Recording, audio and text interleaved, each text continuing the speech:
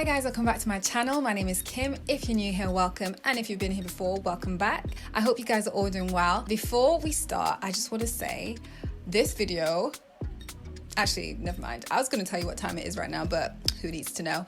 Anyway, so today I'm going to be showing you guys how I got these Havana twists, Molly twists, jumbo twists, whatever you want to call them, in probably about less time than it usually takes you to do them. Why? Because we are doing the rubber band method with a bit of crochet needling in there as well. It sounds really tricky, really fiddly, but I'll show you guys step by step, especially if you find it hard to, you know, attach hair and whatnot and finding it really fiddly and stuff. I'm going to show you guys how to do it and save yourself some time and have, you know, a new like protective hairstyle that you can try. The reason why I did this is because I'm kind of wanting to let my, you know, scalp breathe more. I still want to do protective styling, but you know, with natural falsies hair, if we really want to have that retention and protection, we need to like manipulate our hair less. So obviously putting it away and put these protective styles really helps with growth and retaining length and whatnot. And also includes some styling tips, just so you guys, you know, if you haven't tried this before, I mean, who hasn't? Though it's 2020. But if you haven't tried this, you can see what kind of styles you can do as well. And if you guys want to see more content like this, please make sure to comment, like, and subscribe. And also don't forget to hit that notification bell so that every time I upload, you get a notification and you can be first to my channel and video. Bloody blah. Anyway, it's late. I need to go. So I will see you guys next time, and I hope you guys enjoy the video. Bye. Okay, so I'm using some Janet Collection Afro Twist braid hair. This is a hair that I found really effective in terms of like softness. It's not dry. I don't think it will suck the life out of your hair. And then I'm using leave-in conditioning cream just to put some moisture into my hair, and some gel just to lock in the hair with the twists. You can use whatever gel that you use that you know that doesn't flake, and some rubber bands and crochet needle, which you can find from Amazon or eBay or your beauty supply store as well.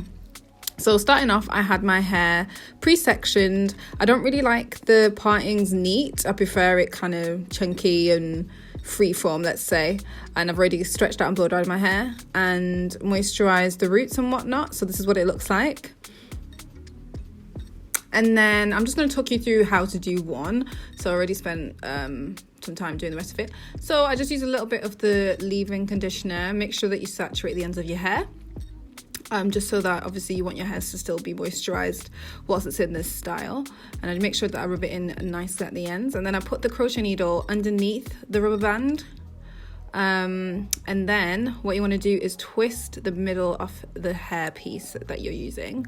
And then hook it on and close the hook. And then it should slide through nicely. And then all you have to do after that is just pull one side through so that it's nice and taut underneath. So that's pretty much what it is.